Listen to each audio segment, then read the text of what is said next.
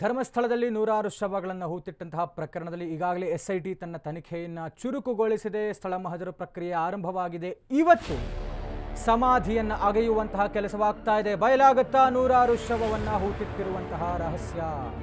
ನಿರ್ಜನ ಅರಣ್ಯ ಪ್ರದೇಶದಲ್ಲಿ ಮಣ್ಣಾಗಿದೆಯಾ ಮೃತದೇಹ? ತೀವ್ರವಾದಂತಹ ಕುತೂಹಲ ಕೆರಳಿಸಿದಂತಹ ಸಮಾಧಿಯನ್ನು ಅಗೆಯುವಂತಹ ಕಾರ್ಯ. ಸಮಾಧಿ ಅಗೆಯುವ ಕಾರ್ಯ ಸಿಗುತ್ತಾ ತಲೆಬುರುಡೆ. ಒಂದು ಕೌತುಕತೆ ಕಾಡ್ತಾ ಇದೆ. ಕಳೆದ 2 ಗಂಟೆಯಿಂದ ನಡೀತಾ ಇರುವಂತಹ ಕಾರ್ಯಾಚರಣೆ. ಅನಾಮಿಕ ಹೇಳಿದಂತೆ ಹೆಣವನ್ನ ಮಣ್ಣು ಮಾಡಲಾಗಿದೆಯಾ ಅನ್ನುವಂತಹ ಪ್ರಶ್ನೆ. ಬಯಲಾಗತ್ತಾ ನೂರಾರು ಶವವನ್ನು ಹೂತಿಟ್ಟಿರುವಂತಹ ರಹಸ್ಯ. ನಿರ್ಜನ ಅರಣ್ಯ ಪ್ರದೇಶದಲ್ಲಿ ಮಣ್ಣಾಗಿದೆಯಾ ಮೃತದೇಹಗಳು? ತೀವ್ರ ಕುತೂಹಲ ಕೆರಳಿಸಿದಂತಹ ಸಮಾಧಿ ಅಗೆಯುವಂತಹ ಕಾರ್ಯ. ಸಮಾಧಿ ಅಗೆಯುವ ಕಾರ್ಯ ಸಿಗುತ್ತಾ ತಲೆಬುರುಡೆ, ಕಳೇಬರ ಮತ್ತು ಶವ. ಇದು ಬಹಳಷ್ಟು ಕುತೂಹಲಕಾರಿಯಾಗಿರುವಂತಹ ವಿಚಾರ. ಒಂದೊಂದೇ ಪ್ರಕ್ರಿಯೆ, ಎಕ್ಸಿಮೇಷನ್ ಪ್ರಕ್ರಿಯೆ ನಂತರದಲ್ಲಿ ಬಹಳಷ್ಟು ಕುತೂಹಲಕಾರಿಯಾಗಿದೆ. ಅನಾಮಿಕ ಒಂದು ಹೇಳಿದ್ದಂಥ ಅಷ್ಟು ಮಾಹಿತಿಯನ್ನು ತನ್ನ ವಿಚಾರಣೆಯಲ್ಲಿ ಎಲ್ಲ ಮಾಹಿತಿ ಪಡ್ಕೊಂಡಿದೆ ಎಸ್ಐಟಿ. ಅದಾದ ನಂತರದಲ್ಲಿ ವೆರಿ ಚಾಲೆಂಜಿಂಗ್ ಒಂದು ಟಾಸ್ಕ್ ಇದ್ದಂಥದ್ದು ಎಕ್ಸಿಮೇಷನ್ ಪ್ರಕ್ರಿಯೆ. ನಿನ್ನೆ ಆರಂಭ ಆಗುತ್ತೆ ಸ್ಥಳ ಮಹಜರ ಪ್ರಕ್ರಿಯೆ. ನೇತ್ರಾವತಿ ಸ್ನಾನ ಘಟ್ಟದ ಅರಣ್ಯ ಪ್ರದೇಶದಲ್ಲಿ 3 ಕಿಲೋಮೀಟರ್ ವ್ಯಾಪ್ತಿಯಲ್ಲಿ ದಟ್ಟವಾದಂಥ ಅರಣ್ಯ ಪ್ರದೇಶದಲ್ಲಿ ಬಿಗಿ ಬಂದೋಬಸ್ತ್ ಜೊತೆಗೆ ಪೊಲೀಸರ ಜೊತೆಗೆ ಎಸ್ಐಟಿ ಅಧಿಕಾರಿಗಳು ಸ್ಥಳ ಮಹಜರ ಪ್ರಕ್ರಿಯೆಯನ್ನು ಅನಾಮಿಕನನ್ನು ಆ ಜಾಗಕ್ಕೆ ಕರೆದುಕೊಂಡು ಬಂದು ಶುರು ಮಾಡ್ತಾರೆ. ಎಲ್ಲವೂ ಆದ ನಂತರದಲ್ಲಿ ಇದೀಗ ನೇತ್ರಾವತಿ ನದಿ ತೀರದಲ್ಲಿ ಸಮಾಧಿ ಅಗೆಯುವಂತಹ ಕಾರ್ಯ. 12 ಮಂದಿ ಕಾರ್ಮಿಕರೊಂದಿಗೆ ಫೀಲ್ಡ್ಗಿಳಿದಿರುವಂತಹ ಎಸ್ಐಟಿ ಅನಾಮಿಕ ತೋರಿಸಿದ್ದಂತಹ 13 ಜಾಗಗಳಲ್ಲಿ ಶೋಧ ಕಾರ್ಯ ಮುಂದುವರಿತಾ ಇದೆ. 16 ವರ್ಷಗಳ ನಿಗೂಢ ಸಾವಿನ ಕೇಸ್ ಬಯಲಾಗುತ್ತಾ ಅನ್ನುವಂಥ ಒಂದು ಕೌತುಕತೆ. ಮಹಿಳೆಯರು, ವಿದ್ಯಾರ್ಥಿನಿಯರ ಶವ ಹೂತಿಟ್ಟಿರುವಂತಹ ಆರೋಪ. ನ್ಯಾಯಾಲಯದ ಮುಂದೆ ಹೇಳಿಕೆ ಕೊಟ್ಟಿರುವಂತಹ ಅನಾಮಿಕ. ಈಗ ಸ್ಥಳ ಮಹಜರಿನ ನಂತರದಲ್ಲಿ ಪ್ರಕ್ರಿಯೆ ಇರುವಂಥದ್ದು ಸಮಾಧಿ ಅಗೆಯುವಂತಹ ಕಾರ್ಯ. ನೇತ್ರಾವತಿ ನದಿ ತೀರದಲ್ಲಿ 12 ಮಂದಿ ಕಾರ್ಮಿಕರೊಂದಿಗೆ ಫೀಲ್ಡ್ಗಿಳಿದಿದ್ದಾರೆ ಎಸ್ಐಟಿ ಅಧಿಕಾರಿಗಳು. ಧರ್ಮಸ್ಥಳದ ಗ್ರಾಮ ಪಂಚಾಯಿತಿಯ ಕಾರ್ಮಿಕರು 12 ಜನ ತಮ್ಮ ಸಿದ್ಧತೆ ಜೊತೆಗೆ ಹಾರೆ ಪಿಕಾಸಿ ಗುದ್ದಲಿಯನ್ನು ಹಿಡಿದು ಬಿಗಿ ಬಂದೋಬಸ್ತಿದೆ. ಸ್ಥಳ ಮಹಜರಿನ ನಂತರದಲ್ಲಿ ನಿನ್ನೆ ಆದಂತಹ ಸ್ಥಳ ಮಹಜರು.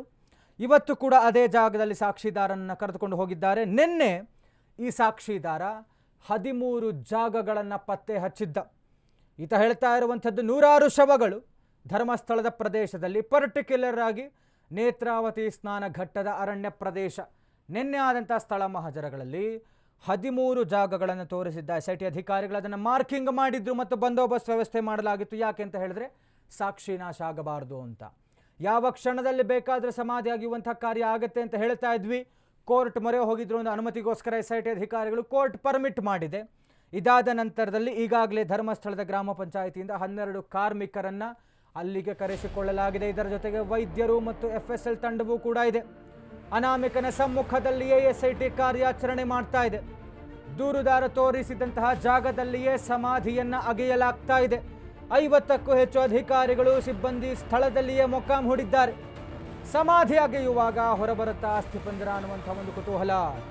ಎಸಿ ಸ್ಟೆಲ್ಲಾ ವರ್ಗೀಸ್ ನೇತೃತ್ವದಲ್ಲಿ ಕಾರ್ಯಾಚರಣೆ ನಡೀತಾ ಇದೆ. 2ನೇ ದಿನವೂ ಕೂಡ ನೇತ್ರಾವತಿ ನದಿ ತೀರದಲ್ಲಿ ಎಸ್ಐಟಿ ತಲಾಶ್ ನಡೆಸ್ತಾ ಇದೆ. ಬಹಳ ಮುಖ್ಯವಾದಂಥ ಪ್ರಕ್ರಿಯೆ ಇದು. ಕೋರ್ಟ್ನ ಅನುಮತಿಯ ನಂತರದಲ್ಲಿ ಅಲ್ಲಿಗೆ ಕಾರ್ಮಿಕರನ್ನು ಕರೆಸಿಕೊಳ್ಳಲಾಗಿದೆ. ಹಾರೆ ಪಿಕಾಸಿ ಗುದ್ದಲಿ ಸಮೇತ ಬಂದಿದ್ದಾರೆ. ಇದೀಗ ಅಲ್ಲಿ ಸಮಾಧಿಯನ್ನು ಅಗೆಯುವಂತಹ ಕೆಲಸ ಆರಂಭವಾಗ್ತಾ ಇದೆ. ಸತ್ಯಾಸತ್ಯತೆ ಹೊರಬಂದ್ಬಿಡುತ್ತಾ ಅನ್ನುವಂಥ ಒಂದು ಕೌತುಕತೆ ಕಾಡ್ತಾ ಇದೆ. ಡೀಟೇಲ್ಸ್ ಕೊಡ್ತಾ ಹೋಗ್ತಾರೆ ನಮ್ಮ ಪ್ರತಿನಿಧಿ ಬಸವರಾಜು.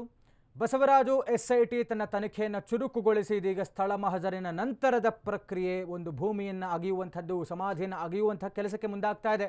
12 ಜನ ಕಾರ್ಮಿಕರು ಸಕಲ ಸಿದ್ಧತೆಯೊಂದಿಗೆ ರೆಡಿ ಇದ್ದಾರಂತೆ. ಸಮಾಧಿ ಅಗೆಯುವಂತಹ ಕೆಲಸ ಪ್ರಕ್ರಿಯೆ ಆರಂಭವಾಗಿದೆ. ಎಲ್ಲೋ ಒಂದು ಕಡೆ ಶವಗಳು ಹೊರಬರುತ್ತಾ, ಕಳೇಬರಗಳು ಸಿಗುತ್ತಾ, ಸತ್ಯಾಸತ್ಯತೆ ಹೊರಬರುತ್ತಾ ಅನ್ನುವಂಥ ಒಂದು ಕೌತುಕತೆ ಕಾಡ್ತಾ ಇದೆ. ಏನಾಗಿದೆ ಅನ್ನುವಂಥ ಡೀಟೇಲ್ಸ್ ಕೊಡೋದಾದ್ರೆ ಸಂತೋಷ್, ಈಗ 12 ಕಾರ್ಮಿಕರ ನೇತೃತ್ವದಲ್ಲಿ 12 ಕಾರ್ಮಿಕರು ಈಗಾಗಲೇ ಕೂಡ 3 ಜಾಗವನ್ನ ಗುರುತಿಸಿರುವಂತ ಅನಾಮಿಕ ವ್ಯಕ್ತಿಗಳನ್ನ 3 ಜಾಗದಲ್ಲಿ ಅಗೆಯುವಂತ ಕೆಲಸವನ್ನ ಮಾಡ್ತಾ ಇದ್ದಾರೆ. ಪ್ರಮುಖವಾಗಿ ಈಗಾಗಲೇ 6 ಅಡಿಗಳಷ್ಟು ಕಾರ್ಮಿಕರು ಅಗ್ದಿದ್ದಾರೆ. ಇನ್ನೂವರೆಗಾದ್ರೂ ಕೂಡ ಯಾವುದೇ ರೀತಿಯಾದಂತ ಕಳೆಬರ ಆಗಿರ್ಬೋದು, ಏನು ಕೂಡ ಅಸ್ಥಿಪಂಜರ ಆಗಿರ್ಬೋದು, ಯಾವುದೇ ರೀತಿಯಾದಂತ ಸಿಕ್ಕಿಲ್ಲ. ಇನ್ನೊಂದೆರಡು ಫೂಟು ಕೆಳಗಡೆ ಹೊಡಿರಿ ಅನ್ನುವಂತ ನಿಟ್ಟಿನಲ್ಲಿ ಏನೋ ಅನಾಮಿಕ ವ್ಯಕ್ತಿ ಹೇಳಿರುವಂತದಂತೆ. ಹಾಗಾಗಿ SIT ಅಧಿಕಾರಿಗಳು ಕೂಡ ನಿರಂತರವಾಗಿ ಈಗಾಗಲೇ ಕಾರ್ಯಾಚರಣೆಯನ್ನ ಕೂಡ ಮಾಡ್ತಾ ಇದ್ದಾರೆ. ಪ್ರಮುಖವಾಗಿ ಈಗಾಗಲೇ 13 ಸ್ಪಾಟ್ ಗುರುತಿಸುವಂತಹ ಸ್ಥಳದಲ್ಲಿ 3 ಸ್ಪಾಟ್ಗಳಲ್ಲಿ ಪ್ರಪ್ರಥಮವಾಗಿ ಅಗಿಯುವಂತ ಕೆಲಸವನ್ನ ಮಾಡ್ತಾ ಇದ್ದಾರೆ. ಅದರಲ್ಲಿ ಯಾವ್ದಾದ್ರು ಒಂದು ಕಡೆ ಕಳೆಬರ ಆಗಿರ್ಬೋದು, ಅಸ್ಥಿ ಪಂಜರ ಆಗಿರ್ಬೋದು, ಈಗ ಯಾವ್ದು ಸಿಗ್ಲಿಲ್ಲ ಅಂದ್ರೆ ಮತ್ತೆ ನೆಕ್ಸ್ಟ್ ಹೋಗ್ತಾರೆ. ಯಾಕಂದ್ರೆ SIT ಅಧಿಕಾರಿಗಳು ಅನಾಮಿಕ ವ್ಯಕ್ತಿಗೆ ಪ್ರಶ್ನೆಯನ್ನ ಮಾಡ್ತಾರೆ. ಇನ್ನು ಎಷ್ಟು ಹೊಡಿಬೇಕು, ಒಳಗಡೆ ಹೊಡೆದ್ರೆ ಇನ್ನು ಎಷ್ಟು ಆಳದಲ್ಲಿ ಒಳಗಡೆ ಮುಚ್ಚಿದ್ಯಾ, ಊಟ ಹಾಕಿದ್ಯಾ ಅನ್ನುವಂತ ನಿಟ್ಟಿನಲ್ಲಿ ಕೇಳುವಂತ ಕೆಲಸವನ್ನ ಮಾಡ್ತಾರೆ. ಅವನು ಏನಾದ್ರು ಅದಕ್ಕೆ ಆನ್ಸರ್ ಅನ್ನ ಕೊಟ್ರೆ ಇನ್ನೊಂದ್ 2 ಫೂಟ್ ಅಥವಾ 3 ಫೂಟ್ ಹೊಡೆದ್ರೆ ಸಿಗ್ಬೋದು ಅನ್ನುವಂತ ಹೇಳಿಕೆಯನ್ನು ಕೊಟ್ರೆ ಅಷ್ಟು ಹೊಡಿಯುವಂತ ಕೆಲಸವನ್ನ ಮಾಡ್ತಾರೆ. ಅಲ್ಲಿ ಸಿಗ್ಲಿಲ್ಲ ಅಂದ್ರೆ ಮತ್ತೊಂದು ಕಡೆ ಹೋಗುವಂತ ಸಾಧ್ಯತೆ ಕೂಡ ಇತ್ತು. ಮತ್ತೊಂದು ಸ್ಪಾಟ್ಗೆ ಹೋಗಿ ಅಲ್ಲಿ ಅಗಿಯುವಂತ ಕೆಲಸವನ್ನ ಕೂಡ ಮಾಡ್ತಿದ್ದಾರೆ. ಸದ್ಯಕ್ಕೆ 3 ಸ್ಪಾಟ್ಗಳಲ್ಲಿ ಅಗಿಯುವಂತ ಕೆಲಸವನ್ನ ಮಾಡ್ತಾರೆ. 3 ಸ್ಪಾಟ್ಗಳ ಪೈಕಿ 1ನೇ ಸ್ಪಾಟ್ ಏನಿದೆ, 1ನೇ ಸ್ಪಾಟ್ ನಲ್ಲಿ 6 ರಿಂದ ಕೆಳಗಡೆ ಅಗಿಯುವಂತ ಕೆಲಸವನ್ನ ಕೂಡ ಮಾಡಿದರೆ ಇಲ್ಲಿವರೆಗಾದ್ರೂ ಕೂಡ ಯಾವುದೇ ರೀತಿಯ ಅಸ್ಥಿ ಪಂಜರ ಆಗಿರ್ಬೋದು, ಕಳೆಬರ ಆಗಿರ್ಬೋದು, ಯಾವ್ದು ಕೂಡ ಇನ್ನೂವರೆಗಾದ್ರೂ ಸಿಕ್ಕಿಲ್ಲ ಅನ್ನುವಂತ ಮಾಹಿತಿ ಸಿಗ್ತಾ ಇರುವಂತದ್ದು. ಸದ್ಯಕ್ಕೆ SIT ಯ DIG ಆಗಿರುವಂತ ಅನುಚಿತ್ ಅವರು ಕೂಡ ಸ್ಥಳಕ್ಕೆ ಭೇಟಿ ನೀಡಿ ಅಲ್ಲಿ ಇರುವಂತಹ ಡೆವಲಪ್ಮೆಂಟ್ ಏನಿದೆ, ಡೆವಲಪ್ಮೆಂಟ್ ಗಳ ಬಗ್ಗೆ ಸಂಪೂರ್ಣವಾದಂತಹ ಮಾಹಿತಿಯನ್ನ ಕೂಡ ಕಲೆಕ್ಟ್ ಮಾಡ್ಕೊಳ್ತಾ ಇದ್ದಾರೆ. ಕಲೆಕ್ಟ್ ಮಾಡ್ಕೊಂಡು ಎಲ್ಲೆಲ್ಲಿ ಊಟ ಆಗ್ತಿದೆ, ಯಾವ ರೀತಿಯಾಗಿ ಬಿಸಿನೆಸ್ ಕೊಡಬೇಕು ಅನ್ನುವಂತ ನಿಟ್ಟಿನಲ್ಲಿ ಈಗಾಗಲೇ ಇದು ಮಾಡಿರುವಂತದ್ದು. 4 ವೈದ್ಯರ ತಂಡ ಕೂಡ ಬಂದಿರುವಂತದ್ದು. ಯಾಕಂದ್ರೆ ಅಲ್ಲಿ ಏನಾದ್ರು ಸಿಕ್ಕಿರುವಂತ ಏನಾದ್ರು ಅಸ್ಥಿ ಪಂಜರಗಳಾಗಿರ್ಬೋದು, ಮೂಳೆಗಳಾಗಿರ್ಬೋದು ಏನಾದ್ರು ಸಿಕ್ಕರೆ ಅವುಗಳನ್ನ ವಶಪಡಿಸಿಕೊಂಡು ಅವುಗಳನ್ನ FSL ಕೊಡೋದಕ್ಕೆ ಅನುಕೂಲ ಆಗುತ್ತೆ ಅನ್ನುವಂತ ರೀತಿಯಲ್ಲಿ ಅವ್ರನ್ನು ಕೂಡ ಈಗಾಗಲೇ ತರಿಸಿರುವಂತದ್ದು. ಸ್ಥಳದಲ್ಲಿ ಬರದಿಂದ ಈಗಾಗಲೇ ಮಳೆಯ ನಡುವೆ ಕೂಡ ಕಾರ್ಯಾಚರಣೆ ಮುಂದುವರೆದಿದೆ. ಸಂತೋಷ್. ಬಸವರಾಜು, ಆತ ತೋರಿಸಿರುವಂತದ್ದು 13 ಜಾಗಗಳು. 13 ಜಾಗದಲ್ಲಿಯೂ ಕೂಡ ಇವತ್ತೇ ಏನಾದರೂ ಸಮಾಧಿ ಆಗಿರುವಂತಹ ಕೆಲಸ ಆಗತ್ತಾ, ಅಥವಾ ಸ್ಯಾಂಪಲ್ಸ್ ಆಗಿ 1 ಅಥವಾ 2 ಅಗೀತಾರಾ, ಅಥವಾ ಈತ ತೋರಿಸ್ತಾ ಇರುವಂತಹ ಬೇರೆ ಜಾಗಕ್ಕೂ ಹೋಗಿ ಇವತ್ತೇ ಸ್ಥಳ ಮಹಜರಾಗುತ್ತಾ ಅನ್ನುವಂಥ ಒಂದು ಪ್ರಶ್ನೆ ಇದೆ. ಸಂತೋಷ್, ಸ್ಯಾಂಪಲ್ಸ್ ಅಂತ ಹೇಳಿ ಇದರಲ್ಲಿ ಬರೋದಿಲ್ಲ ಪ್ರಶ್ನೆ. ಯಾಕಂದ್ರೆ ಆತ ಸ್ವತಃ ಹೇಳಿರೋದು ನೂರಾರು ಶವಗಳನ್ನ ಊತಿಟ್ಟಿದೆ ಅನ್ನುವಂತ ಹೇಳಿಕೆಯನ್ನ ನೀಡುವಂತದ್ದು. ಹಾಗಾಗಿ ಒಂದು ಜಾಗದಲ್ಲಿ ಸಿಗ್ಲಿಲ್ಲ ಅಂದ್ರೆ ಮತ್ತೊಂದು ಜಾಗದಲ್ಲಿ ಸಿಗ್ಬೋದು ಅನ್ನುವಂತ ನಿಟ್ಟಿನಲ್ಲಿ 13 ಜಾಗಗಳನ್ನ ಕೂಡ ಏನು ಅಗಿಯುವಂತ ಕೆಲಸವನ್ನ ಅಧಿಕಾರಿಗಳು ಮಾಡ್ತಾರೆ. ಯಾಕಂದ್ರೆ ಪ್ರಮುಖವಾಗಿ ಇವತ್ತು 12 ಜನ ಸಿಬ್ಬಂದಿಗಳಿಂದಾಗಿ, ಕಾರ್ಮಿಕರಿಂದಾಗಿ ಅವರನ್ನ ಬೇರೆ ಬೇರೆ ಟೀಮ್ಗಳನ್ನ ಮಾಡಿ 2-3 ಟೀಮ್ಗಳನ್ನ ಮಾಡಿ 4 ಜನರಿಗೆ 3 ಟೀಮ್ಗಳನ್ನ ಮಾಡಿ 3 ಕಡೆ ಅಗಿಯುವಂತ ಕೆಲಸವನ್ನ ಮಾಡ್ತಾ ಇದ್ದಾರೆ. ಆ 3ರಲ್ಲಿ ಎಲ್ಲಾದ್ರೂ ಒಂದು ಕಡೆ ಸಿಗ್ಬೋದು ಅನ್ನುವಂತ ನಿರೀಕ್ಷೆ ಇರುವಂತದ್ದು. ಹಾಗಾಗಿ 3ಗಳಲ್ಲಿ ಕೂಡ ಈಗಾಗಲೇ 6 ಅಡಿ ಅಷ್ಟು ಒಳಗಡೆ 6 ಕಡೆ ಒಳಗಡೆ ಹೋಗಿ ಈಗಾಗಲೇ ಪರಿಶೀಲನೆ ಮಾಡುವಂತ ಕೆಲಸವನ್ನ ಕೂಡ SIT ಅಧಿಕಾರಿಗಳು ಮಾಡ್ತಾ ಇದ್ದಾರೆ.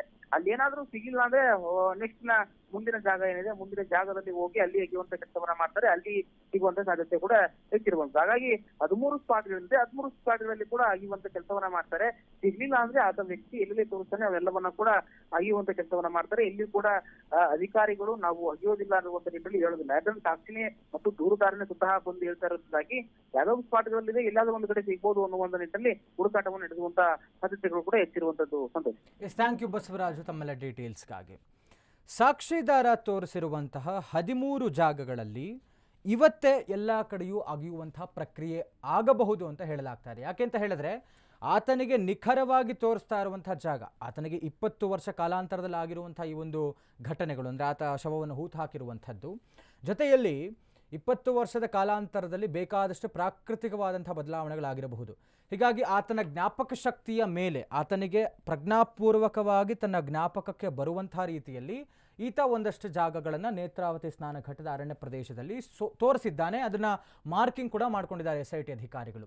ಹೀಗಾಗಿ ಅಗೆಯುವಂತಹ 13 ಕಡೆಯೂ ಕೂಡ ಶವ ಸಿಗಬಹುದು ಅಂತಲೂ ಹೇಳೋದಕ್ಕಾಗಲ್ಲ, ಸಿಗದೇನೆ ಇರಬಹುದು ಅಂತಲೂ ಹೇಳೋದಕ್ಕಾಗಲ್ಲ. ಯಾಕೆ ಅಂತ ಹೇಳಿದ್ರೆ ಏನು ಬೇಕಾದರೂ ಆಗ್ಬೋದು 13 ಜಾಗಗಳಲ್ಲಿ. ಇದರ ಬಗ್ಗೆ ಮಾತನಾಡೋದಕ್ಕೆ ನಮ್ಮ ಜೊತೆಗೆ ನಿವೃತ್ತ ಪೊಲೀಸ್ ಅಧಿಕಾರಿಗಳಾದಂಥ ಉಮೇಶ್ ಸರ್ ಜಾಯ್ನ್ ಆಗ್ತಾ ಇದ್ದಾರೆ ದೂರವಾಣಿ ಸಂಪರ್ಕದಲ್ಲಿ. ಸರ್ ನಮಸ್ತೆ. ನಮಸ್ಕಾರ ಸರ್, SIT ಅಧಿಕಾರಿಗಳು ತಮ್ಮ ತನಿಖೆಯನ್ನು ಚುರುಕುಗೊಳಿಸಿದ್ದಾರೆ. ವಿಚಾರಣೆಗೆ ಆತನನ್ನು ತೆಗೆದುಕೊಂಡ ನಂತರದಲ್ಲಿ ಸ್ಥಳ ಮಹಜರಾಗಿದೆ. ಇದೀಗ ಸಮಾಧಿಯನ್ನು ಅಗೆಯುವಂತಹ ಬಹುಮುಖ್ಯವಾದಂಥ ಪ್ರಕ್ರಿಯೆಗೆ ಮುಂದಾಗ್ತಾ ಇದ್ದಾರೆ. ಸರ್, ತಾವೇನು ಹೇಳ್ತೀರಾ ಇದ್ರ ಬಗ್ಗೆ? ಏನು ಅದು ಯಾವ ಊಟಿಟ್ಟಿರೋ ಜಾಗ ಆಗಿರುತ್ತೋ ಅದನ್ನ ಅವನು ತೋರಿಸಿದ್ದಾನೆ. ನಾನು ಇಲ್ಲಿ ಊತಿದ್ದೀನಿ ಅಂತ. ಅದು ಸಮಾಧಿ ಅಂತೂ ಆಗಿರಲ್ಲ, ಯಾಕೆಂದ್ರೆ ಸಮಾಧಿ ಮಾಡಿರಲ್ರು. ಅದ್ರ ಮೇಲೆಲ್ಲ ಗಿಡ ಅದು ಇದೆಲ್ಲ ಬೆಳ್ಕೊಬಿಟ್ಟಿರ್ತದೆ. ಒಂದು ಜಾಗನ ಸಸ್ಪೆಕ್ಟೆಡ್ ಜಾಗನ ತೋರಿಸಿರ್ತಾನೆ. ಅದು ಬಹಳ ಎಷ್ಟು ವರ್ಷದಿಂದ ಊತಿದನೋ, ಯಾರ್ದು ಏನೋ, ಆಮೇಲೆ ಅದ್ರದ ಸ್ವರೂಪ ಏನಿತ್ತು, ಅದ್ರ ಗಾಯಗಳ ಸ್ವರೂಪ ಏನಾಗಿತ್ತು, ಆಮೇಲೆ ಅದ್ ಏನ್ ಏಟ್ ಬಿದ್ದಿತ್ತು, ಆಮೇಲೆ ಅದನ್ನ ಎಲ್ಲಿಂದ ಬಾಡಿ ಎತ್ಕೊಂಡ್ ಬಂದ, ಹೇಗಿತ್ತು ಪರಿಸ್ಥಿತಿ, ಅದನ್ನ ಆ ಸಮಯದಲ್ಲಿ ಎತ್ಕೊಂಡ್ ಬಂದಾಗ ಯಾರ್ಯಾರಿದ್ರು, ಇದೆಲ್ಲ ಪೂರಕವಾದಂತ ಬೇಕಾಗ್ತದೆ. ಹಾಗೆ ಸುಮ್ನೆ ಎಲ್ಲೋ ಒಂದ್ ಬಾಡಿ ಬಿದ್ದನ್ನ ತಲೆ ಮೇಲೆ ಎತ್ಕೊಂಡ್ ಬಂದು ಜೋಬಲ್ಲಿ ಇಟ್ಕೊಂಡ್ ಬಂದು ತಂದು ಇಟ್ಕೊಡಕ್ ಆಗೋದಿಲ್ಲ ಅಂತ. ಒಂದ್ ಬಾಡಿ ಬಿದ್ದಿದೆ ಅಂದ ತಕ್ಷಣನೇ ಅದು ಬಿದ್ದಿದೆ ಅಂದಾಗ ಯಾರು ಮಾತಾಡ್ತಲ್ರು, ಅದು ಸತ್ತೋಗಿದೆ ಅಂತ ಜನ ಸೇರ್ಕೊಂಡಾಗ 100 ಜನ 16 ಜನಕ್ಕೆಲ್ಲ ಗೊತ್ತಾಗ್ತಾ ಇರ್ತದೆ. ಆ ವಿಚಾರ ಅಲ್ಲಿಯವ್ರಿಗೆ ಗೊತ್ತಾಗ್ಲೇಬೇಕು, ಗೊತ್ತಿರುತ್ತೆ. ಅದನ್ನು ಸಹ ಇದು ಬಹಳ ಅತ್ಯಂತ ಈ ತರದ್ ಆಗುತ್ತೆ, ಈ ತರದ್ ನಡೆದಿತ್ತು, ಇಂಥವನೊಬ್ಬ ಇದಾನೆ, ಇಂಥವನೊಬ್ಬ ಬಾಡಿ ಎತ್ಕೊಂಡು ಹೋಗಿ ಊಟ ಹಾಕುವಂತವ್ನು ಇಲ್ಲೊಬ್ಬ ಇದಾನೆ, ಅವ್ನು ಯಾವಾಗ್ಲೂ ಈ ತರ ಅನಾಥ ಶವಗಳನ್ನ ಎತ್ಕೊಂಡು ಹೋಗಿ ಮಾಡ್ತಾನೆ ಅಂತ ಅನ್ನೋದೆಲ್ಲ ಬೇಕಲ್ಲ. ಅದೆಲ್ಲ ಇಲ್ಲ ಅಂತಂದ್ರೆ ಇದು ಪೂರ್ವಕವಾಗಿ ಅಲ್ಲಿ ಜನನೇ ಏನು ಹೇಳುದಿಲ್ಲ ಅಂತಂದ್ರೆ ಎಲ್ಲಿಂದ ತಂದ ಅಂತ ಅನ್ನೋದು ಅವನ ಹೇಳಿಕೆ ಮಾತ್ರ ನಂಬಕ್ ಆಗುದಿಲ್ಲ.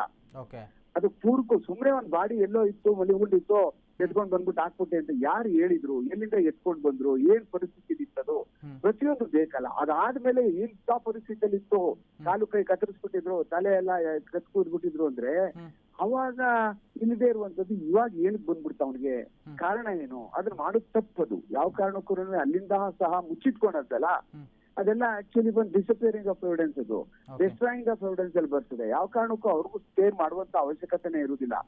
ಕಾನೂನು ಬರಲ್ಲ, ಬುದ್ಧಿ ಇಲ್ಲ, ಕಾನೂನು ತಿಳ್ಕೊಬೇಕು ಅಂದ್ರೆ ಖಂಡಿಸ್ಬಿಟ್ಟಿರೋದು ಏನೇ ಮಾತಾಡ್ತಾ ಇರ್ತದೆ, ಇಂಥವೆಲ್ಲ ಕನ್ನಡಿಗೆ ಪೂರಕವಾಗಿ ಬರ್ತವೆ. ಆ ಕಾರಣಕ್ಕೆ ಇದೊಂದು ಚಾಲೆಂಜು ಇವಾಗ ಒಳಗಡೆ. ಆಮೇಲೆ ಮತ್ತೆ ನಾವು ಕರ್ಕೊಂಡು ಹೋಗಿರ್ತೀವಲ್ಲ, ಎಲ್ಲೋ ಒಂದ್ ಕಡೆ ಏನೋ ಇಟ್ಬಿಟ್ಟಿದೀವಿ, 1 ವರ್ಷ ಆಯ್ತು ಅಂತ ಆದಾಗ ಬಹಳ ಕಷ್ಟ ಇರ್ತದೆ. ಪದೇ ಪದೇ ನೀವು ಜಾಗಕ್ಕೆ ಹೋಗ್ತಾ ಇದ್ರೆ, ಏನೋ ನಿಮ್ ಹೊಲ್ದೇಲಾದ್ರೆ ತಂದೆ ತಾಯಿದಾದ್ರೆ ಇಂಥ ಜಾಗ ಅಂತ ನಾವು ಮುಟ್ಬಿಟ್ಕೊ ಬರ್ಬೋದು.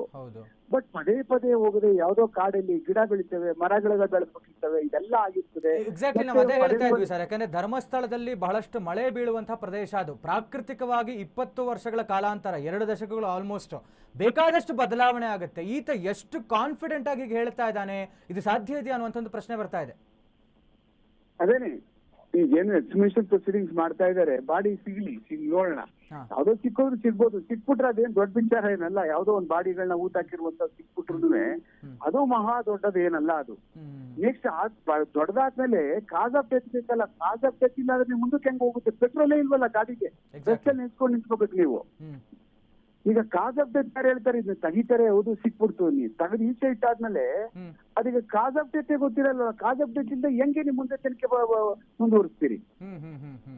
ಅವ್ನು ಏನೇ ಹೇಳ್ತಾನೆ, ಇಂಥವ್ರು ಹೇಳಿದ್ರು, ಸಾಯಿಸಿದ್ರು, ಈ ಮಾಡುಬಿಡು ಅಂತ ಹೇಳಿದ್ರು, ಹೊಡೆದ್ರು, ಎತ್ಕೊಂಡ್ ಬಂದ್ರು, ಇಂಥವ್ರೆಲ್ಲ ಸೇರ್ಕೊಬಿಟ್ಟು ಅಂತ ಹೇಳುದ ಅಂತ ಅಂದ್ರು ಕಾಸ್ ಆಫ್ ಡೆತ್ ಬೇಕಲ್ಲ ಸ್ವಾಮಿ. ಅಂದ್ರೆ ಯಾದಕ್ಕೆ ಮರಣ ಹೊಂದಿದ ಅನ್ನೋದು ಬೇಕಲ್ಲ. ಅದಕ್ಕೆ ಅದು ಯಾರು ಕೊಡ್ತಾರೆ?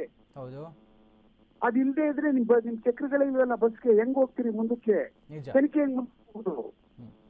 ಸರ್, ಇನ್ನೊಂದು ಬಹುದೊಡ್ಡ 2 ಪ್ರಶ್ನೆ ಕೇಳಬರ್ತಾ ಇರುವಂತದ್ದು. ಇದು ಒಂದು ಪ್ರಕರಣ, ಸೂಕ್ಷ್ಮವಾದಂತಹ ಪ್ರಕರಣ, ಧಾರ್ಮಿಕ ಶ್ರದ್ಧಾ ಕೇಂದ್ರದ ಮೇಲೆ ಬರ್ತಾ ಇರುವಂತದ್ದು.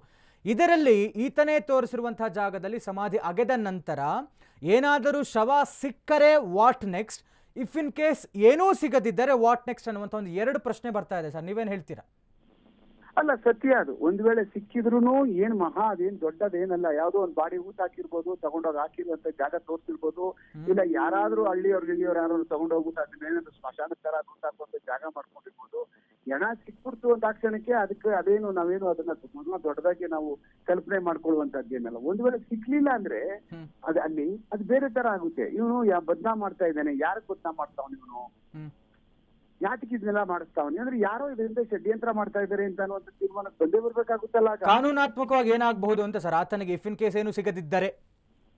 ಅಲ್ಲ, ಇಷ್ಟೆಲ್ಲಾ ಪ್ರಕ್ರಿಯೆ ಮಾಡಾದ್ಮೇಲೆ ಅವನ ಮೇಲೆ ನಾವು ಕಾನ್ಫಿಡೆನ್ಸ್ ತಗೊಂಡು ಕೋರ್ಟ್ ಒಳಗಡೆ ಅವನ ಮೇಲೆ ಕ್ರಮ ಜರುಗಿಸಬಹುದು. ಅರೆಸ್ಟ್ ಮಾಡಿ ದಸ್ಗಿರಿ ಮಾಡಿ ಅವನ ಅಪ್ಲಿಕೇಶನ್ ಎವಿಡೆನ್ಸ್ ಅಂತ ಹೇಳಿ ಮತ್ತೆ ಅವನು ಈ ತರ ತಲೆ ತಂದು ಕೊಟ್ಟಿರ್ತಕ್ಕಂಥದ್ದು ಎಲ್ಲಿಂದ ಬಂತು ತಲೆನ, ಅದಕ್ಕೆ ಇನ್ವೆಸ್ಟಿಗೇಷನ್ ಮಾಡ್ಬೇಕು ಅಂತ ಹೇಳಿ ಅದ್ರ ಮೇಲೆ ಅವನ ಮೇಲೆ ನಾವು ಪ್ರಕರಣ ದಾಖಲಿಸ್ಕೊಂಡು ಅವನ ಮೇಲೆ ನಾವು ಇನ್ವೆಸ್ಟಿಗೇಷನ್ ಮಾಡ್ಕೊಂಡು ಹೋಗ್ತಕ್ಕಂತ ಎಲ್ಲಾ ಇವು ಪಾಸಿಬಿಲಿಟೀಸ್ ಇದಾವೆ.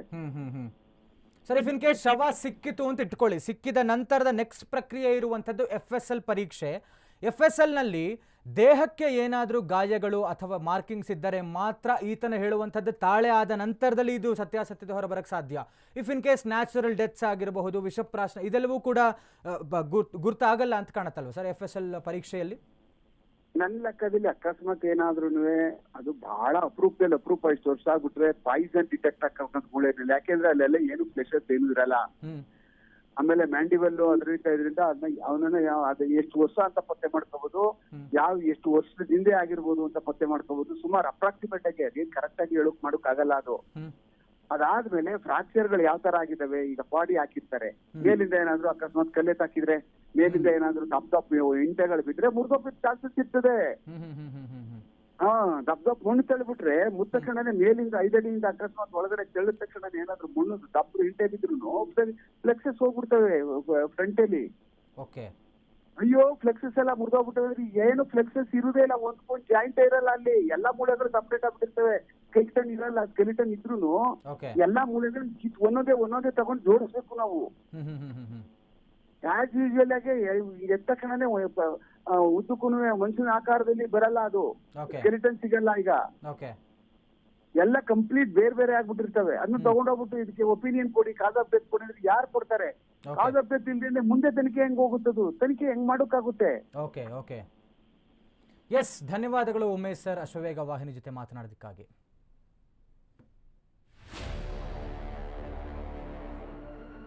ಧರ್ಮಸ್ಥಳದ ಈ ಒಂದು ಪ್ರಕರಣಕ್ಕೆ ಸಂಬಂಧಪಟ್ಟಂತೆ ಅಪರಾಧಿ ಪತ್ತೆ ಹಚ್ಚೋಕೆ ನಮ್ಮ ವಿರೋಧವಿಲ್ಲ ಅಂತ ಹೇಳಿದ್ದಾರೆ.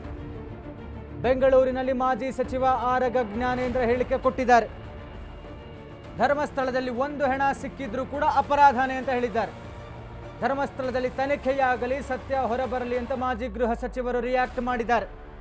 ಈ ಒಂದು ಪ್ರಕರಣಕ್ಕೆ ಸಂಬಂಧಪಟ್ಟಂತೆ ಅಪರಾಧಿ ಪತ್ತೆ ಹಚ್ಚೋದಕ್ಕೆ ನಮ್ಮ ವಿರೋಧವಿಲ್ಲ, ಧರ್ಮಸ್ಥಳದ ಮೇಲೆ ಬರ್ತಾ ಇರುವಂತಹ ಆರೋಪಕ್ಕೆ ತನಿಖೆಯಾಗಲಿ, ಸತ್ಯಾಂಶ ಹೊರಬರಲಿ ಅಂತ ಹೇಳಿದ್ದಾರೆ ಆರಗ ಜ್ಞಾನೇಂದ್ರ ಅವರು.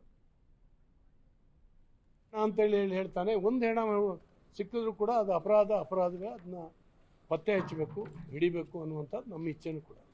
ಆದರೆ ಅದಕ್ಕೆ ಹಿಂದಿರುವಂಥ ನಗರ ನಕ್ಸಲೈಟ್ರು ಯಾರಿದ್ದಾರೆ, ಇವರ ಉದ್ದೇಶ ಮಾತ್ರ ಒಳ್ಳೆಯದಿಲ್ಲ. ಇವರು ತನಿಖೆಯ ಅಡ್ಡದಾರಿಯನ್ನು ಹಿಡಿಸುವಂಥ ಒಂದು ಪ್ರಯತ್ನ ಆಗ್ತಾ ಇದೆ. ಕೇರಳ ಸರ್ಕಾರ ಇದರಲ್ಲಿ ಭಾಗವಹಿಸುವ ಮೂಗು ತೋರಿಸುವಂಥ ಅವಶ್ಯಕತೆ ಇಲ್ಲ. ಹಾಗಾಗಿ ಧರ್ಮಸ್ಥಳ ಹಿಂದೂಗಳ ಒಂದು ಶ್ರದ್ಧೆಯ ಕೇಂದ್ರ. ಅದು ದಿನಕ್ಕೆ ಸಾವಿರಾರು ಜನ ಅಲ್ಲಿ ಹೋಗ್ತಾ ಇದ್ದಾರೆ. ಜನರ ಮನಸ್ಸಿನಲ್ಲಿ ಧರ್ಮಸ್ಥಳದ ವಿರುದ್ಧ ಒಂದು ಭಾವನೆ ನಿರ್ಮಾಣ ಮಾಡುವಂಥ ಕುಟಿಲ ತಂತ್ರ ಮಾಡ್ತಾ ಇರುವಂಥ ಒಂದು ವಿಂಗ್ ಏನಿದೆ ಅದು ಸಫಲ ಆಗಬಾರ್ದು. ನೂರಾರು ಹೆಣ ಅಂತೇಳಿ ಹೇಳ್ತಾನೆ, ಒಂದು ಹೆಣ ಸಿಕ್ಕಿದ್ರು ಕೂಡ ಅದು ಅಪರಾಧವೇ, ಅದನ್ನ ಪತ್ತೆ ಹಚ್ಚಬೇಕು, ಹಿಡಿಬೇಕು ಅನ್ನುವಂಥದ್ದು ನಮ್ಮ ಇಚ್ಛೆನೂ ಕೂಡ. ಆದರೆ ಅದಕ್ಕೆ ಹಿಂದಿರುವಂಥ ನಗರ ನಕ್ಸಲೈಟ್ರು ಯಾರಿದ್ದಾರೆ, ಇವರ ಉದ್ದೇಶ ಮಾತ್ರ ಒಳ್ಳೆಯದಿಲ್ಲ. ಇವರು ತನಿಖೆಯ ಅಡ್ಡದಾರಿಯನ್ನು ಹಿಡಿಸುವಂಥ ಒಂದು ಪ್ರಯತ್ನ ಆಗ್ತಾ ಇದೆ. ಕೇರಳ ಸರ್ಕಾರ ಇದರಲ್ಲಿ ಭಾಗವಹಿಸುವ ಮೂಗು ತೋರಿಸುವಂಥ ಅವಶ್ಯಕತೆ ಇಲ್ಲ. ಹಾಗಾಗಿ ಧರ್ಮಸ್ಥಳ ಹಿಂದೂಗಳ ಒಂದು ಶ್ರದ್ಧೆಯ ಕೇಂದ್ರ. ಅದು ದಿನಕ್ಕೆ ಸಾವಿರಾರು ಜನ ಅಲ್ಲಿ ಹೋಗ್ತಾ ಇದ್ದಾರೆ. ಜನರ ಮನಸ್ಸಿನಲ್ಲಿ ಧರ್ಮಸ್ಥಳದ ವಿರುದ್ಧ ಒಂದು ಭಾವನೆ ನಿರ್ಮಾಣ ಮಾಡುವಂಥ ಕುಟಿಲ ತಂತ್ರ ಮಾಡ್ತಾ ಇರುವಂಥ ಒಂದು ವಿಂಗ್ ಏನಿದೆ ಅದು ಸಫಲ ಆಗಬಾರ್ದು. ನೂರಾರು ಹೆಣ ಅಂತೇಳಿ ಹೇಳ್ತಾನೆ, ಒಂದು ಹೆಣ. ಆರಗ ಜ್ಞಾನೇಂದ್ರ ಅವರು ಕೂಡ ಹೇಳ್ತಾ ಇರುವಂಥದ್ದು, ಧರ್ಮಸ್ಥಳದ ಮೇಲೆ ಯಾವುದೇ ಥರವಾದಂಥ ಭಾವನೆಗಳು ಬದಲಾಯಿಸ್ಕೊಳ್ಳುವಂತಹ ಒಂದು ಅವಕಾಶ ಮಾಡಿಕೊಡೋದು ಬೇಡ. ಇದರ ಹಿಂದೆ ಬೇಕಾದಷ್ಟು ಜನ ಪೂರ್ವ ಸಿದ್ಧತೆಗಳನ್ನು ಮಾಡಿಕೊಂಡು ಕೇಂದ್ರದ ಮೇಲೆ, ಅಂದರೆ ಧಾರ್ಮಿಕ ಶ್ರದ್ಧಾ ಕೇಂದ್ರದ ಮೇಲೆ ಗೂಬೆ ಕೂರಿಸುವಂತಹ ಕೆಲಸವನ್ನು ಮಾಡ್ತಾ ಇದ್ದಾರೆ. ಜೊತೆಗೆ ಕೇರಳ ಸರ್ಕಾರದ ಕೈವಾಡ ಕೂಡ ಇದೆ ಅನ್ನುವಂಥ ಒಂದು ಮಾತು ಕೇಳಿ ಬರ್ತಾ ಇದೆ. ಯಾಕೆಂತ ಹೇಳಿದ್ರೆ ಇನಿಷಿಯಲ್ ಡೇಸ್ನಲ್ಲಿ ಇದರ ಒಂದು ಹೊಣೆಯನ್ನು ಹೊತ್ತಿರುವಂಥ ವಕೀಲರಾದಂಥ ಸುಪ್ರೀಂ ಕೋರ್ಟ್ನ ವಕೀಲರು ಧನಂಜಯ್ ಅವರು ನಮ್ಮ ರಾಜ್ಯ ಸರ್ಕಾರ ಪಾರದರ್ಶಕವಾದಂಥ ತನಿಖೆಗೆ ಅವಕಾಶ ಮಾಡಿಕೊಡುತ್ತೋ ಇಲ್ವೋ ಅನ್ನುವಂಥ ಒಂದು ಸಂಶಯದಲ್ಲಿ ಕೇರಳ ಸರ್ಕಾರಕ್ಕೂ ಕೂಡ ಪತ್ರವನ್ನು ಬರೆದಿದ್ರು. ಅಂದರೆ ಇಂಟರ್ ಸ್ಟೇಟ್ ಒಂದು ಇನ್ವೆಸ್ಟಿಗೇಷನ್ಗೂ ಕೂಡ ಅವಕಾಶ ಇದೆ ಸಂವಿಧಾನದಲ್ಲಿ ಎನ್ನುವಂಥ ನಿಟ್ಟಿನಲ್ಲಿ ಕೇರಳ ಸರ್ಕಾರಕ್ಕೆ, ಅಲ್ಲಿನ ಕಮ್ಯುನಿಸ್ಟ್ ಸರ್ಕಾರಕ್ಕೆ ಒಂದು ಪತ್ರವನ್ನು ಬರೆದಿರ್ತಾರೆ ಲಾಯರ್ KV ಧನಂಜಯ್ ಅವರು. ಹೀಗಾಗಿ ಈ ಒಂದು ವಿಚಾರದಲ್ಲಿ ಬೇರೆ ರಾಜ್ಯದ ಒಂದು ಸರ್ಕಾರವೂ ಕೂಡ ತಲೆ ಮೂಗು ತೋರಿಸಿರುವಂಥದ್ದು, ಇಲ್ಲ ಒಂದು ಕಡೆ ಅವರ ಪ್ರಭಾವ ಕೂಡ ಇದೆ. ಅದರ ಹಿಂದಿನ ಅವರ ಷಡ್ಯಂತ್ರಗಳನ್ನು ಸಾಫಲ್ಯ ಮಾಡಿಕೊಳ್ಳುವಲ್ಲಿ ಈ ಒಂದು ಧಾರ್ಮಿಕ ಶ್ರದ್ಧಾ ಕೇಂದ್ರದ ಮೇಲೆ ಕೆಟ್ಟ ಹೆಸರನ್ನು ತರುವಂತಹ ಕೆಲಸವನ್ನು ಮಾಡ್ತಾ ಇದ್ದಾರೆ. ಜೊತೆಗೆ ಬೇರೆ ಬೇರೆ ದೇಶದ ಫಾರಿನ್ ಫಂಡಿಂಗ್ಸ್ ಬಂದಿರಬಹುದು, ಬೇರೆ ಬೇರೆ ಮಷಿನರೀಸ್, ಅನ್ಯ ಧರ್ಮೀಯರು ಇದರ ವಿರುದ್ಧ ಹುನ್ನಾರವನ್ನು ಮಾಡ್ತಾ ಇದ್ದಾರೆ. ಹೀಗೆ ಬೇಕಾದಷ್ಟು ಪರವಿರೋಧ ಚರ್ಚೆಗಳಾಗ್ತಾ ಇದೆ ಇಂಥ ಒಂದು ವಿಚಾರದಲ್ಲಿ. ಹೀಗಾಗಿ ಎಲ್ಲರೂ ಕೂಡ ಹೇಳ್ತಾ ಇರುವಂಥದ್ದು ಪಾರದರ್ಶಕವಾದಂಥ ತನಿಖೆಯಾಗಿ ಸತ್ಯಾಸತ್ಯತೆ ಹೊರಬರಲಿ ಅನ್ನುವಂಥ ರೀತಿಯಲ್ಲಿ ಹೇಳ್ತಾ ಇದ್ದಾರೆ.